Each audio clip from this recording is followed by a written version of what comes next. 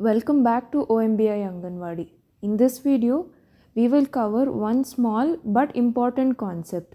Till now, we learned how to create tables and insert data into them. And also, we learned how to use different constraints to control and validate the data. So let's go through a very small, quick recap of what we learned. So here is a small table with just the employee name and ID. We create a table, and to insert our data,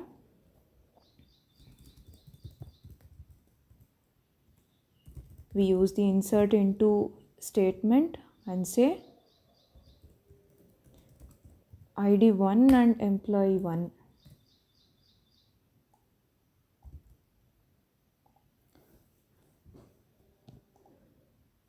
But if you notice what we are doing here, for every employee ID, we are manually entering the ID value as well.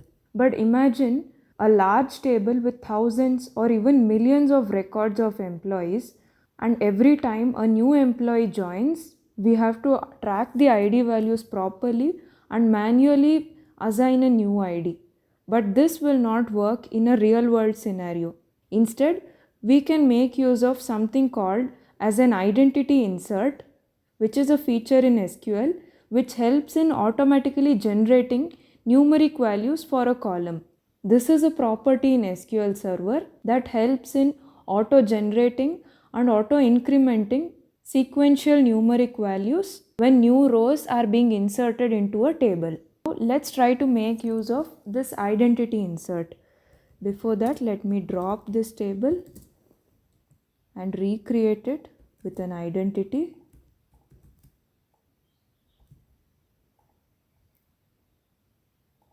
To create an identity insert, like how we specify the constraint name next to the column name, we will just mention identity followed by the seed or the starting value and the increment value. When I say 1, 1, I am saying that the identity value should start with 1, that is the first entry which is inserted should be 1, and the upcoming entries should increment by 1. So the entries will go like 1, 2, 3 and so on. In case I don't mention any seed and increment value, the default value which SQL will consider is also 1, 1. Now suppose assume that I want the ID values to start with 100 and increment by 1. Say it should go like 100, 101, 102. Then I should give the starting value or the seed value as 100 and increment to be 1. And let's create the table. We have our table created. And now while inserting the values, I need not mention the ID. I can just run it by mentioning the employee name, and we still have a record inserted.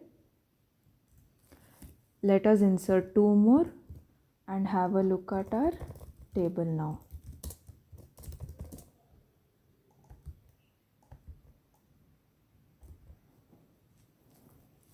So like we wanted, our employee ID started with 100 and went on incrementing by 1 for every new entry which we tried to make. One very important thing to remember about an identity insert is that it is not a constraint. That is, it does not validate or control what values are being inserted into a table. Instead, it is just a feature to auto-generate numeric values. An identity column does not necessarily mean it is a primary key until and unless a primary key constraint is specifically assigned to it. Also, let's learn another thing about the identity insert. We know that it auto-generates and auto-increments the values. Now suppose I try to manually assign an ID value and insert. So I will also mention the column names here and say that I want to insert both employee ID and name, and let's say 103, employee 4, and let's run it. We see an error and we cannot do this insert because it says cannot insert explicit value for an identity column. Since this employee ID is an identity column, SQL Server will not accept any other values which are manually entered by the user. That is the reason it says cannot insert explicit values into this column. So this was the behavior of an insert into the identity column. Now let's try to delete a record from this table. So the latest entry here is ID 102. Let's try and delete this latest entry from here by saying delete from employee where employee ID equal to 102. So our delete statement successfully ran, and now we are just left with 100 and 101. If we insert another record into this table, what ID is assigned to the new entry? So I will try to insert this employee 4 into this table.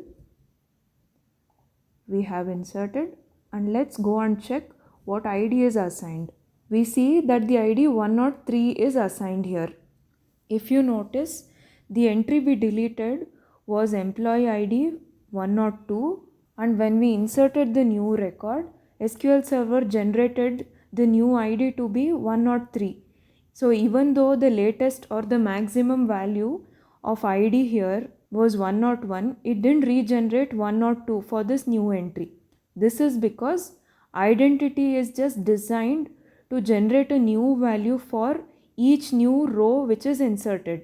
It does not keep track of the deleted values or reuse the identity which was assigned to some value. So we can say that identity insert does not guarantee a continuous or a gap-free series of numbers even though we mention the seed and increment values.